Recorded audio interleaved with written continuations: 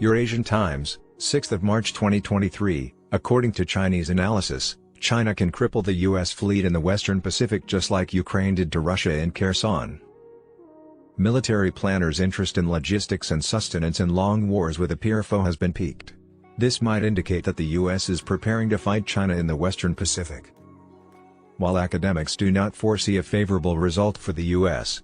military commentators have long recognized the U.S.'s inability to resupply its ships.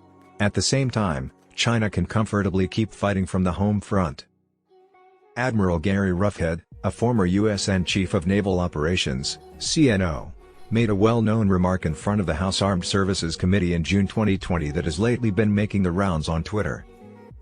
U.S.'s logistics ships were a primary target for the Chinese, because if he could take out logistics, he would take out the lifeblood of the fighting ships. A tweet started an argument from Ancient Subhunter, at Ancient Subhunt, a retired anti-submarine warfare (ASW) specialist for the USN who had previously worked on board the USS Nimitz and USS Theodore Roosevelt. Other handles in the discussion questioned the novelty of Roughhead's caution, claiming that the Chinese, or any adversary, would do that regardless of what Roughhead said. However, the debate that followed in the thread for the tweet gave the impression that the real cause for concern lay not in the peculiarity of what the Chinese might do but instead in the lingering issue that might result in a disastrous U.S. defeat in Far East Asia. For the U.S. military in the Western Pacific, logistics is a curse. The tyranny of distance that separates the active region of the East and South China Seas and the first and second island chains defines the Western Pacific.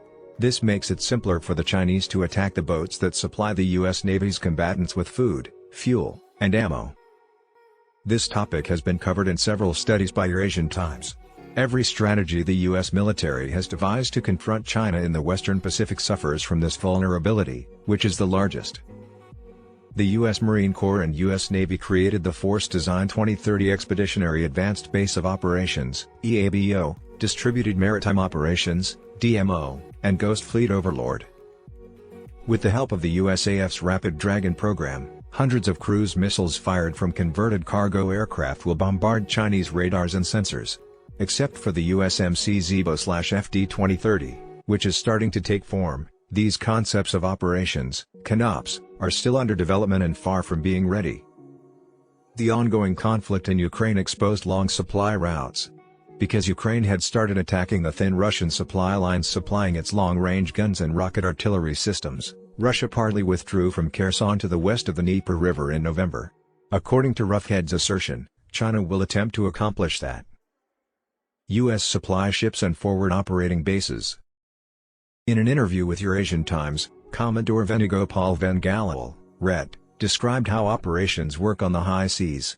He noted that fuel is the most significant component for naval combatants and that, even in times of peace, most navies do not permit it to fall below 25% of the overall capacity. A destroyer at sea, for instance, would need gasoline topped off every 3 days. Fleet replenishment vessels refuel ships in the middle of the ocean and transport essential spare parts and equipment, and some also carry a limited amount of ammunition, according to Vengalal. Thus, the USN's Henry J. Kaiser-class fleet replenishment ships would be the plan's first targets when refueling their Arleigh Burke-class destroyers on the high seas.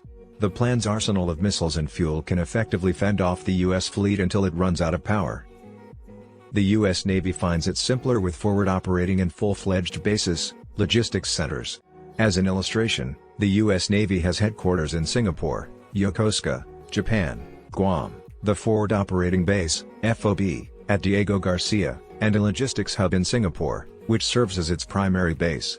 Fleet support ships, on the other hand, operate in the operational zone, and Vengalal emphasized the importance of their position.